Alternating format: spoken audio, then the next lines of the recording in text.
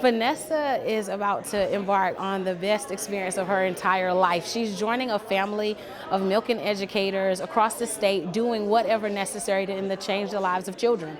And so today she'll have an opportunity to be a financial recipient, which could also launch opportunity for her to do things that she may or may not have imagined she could do.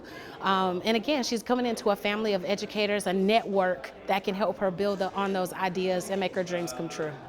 Man, MEA, I just go back to November 3rd and that moment for me, and not really knowing exactly what I was getting into, and then going in June to the conference and just being in the room with educators that are doing, teaching and learning and changing the world of education differently without fear. So MEA has allowed me to launch my own business in consulting. It has allowed me to be more of a voice as a principal in my district, be able to advocate on different levels, including the state, on what can change our schools right here in North Carolina.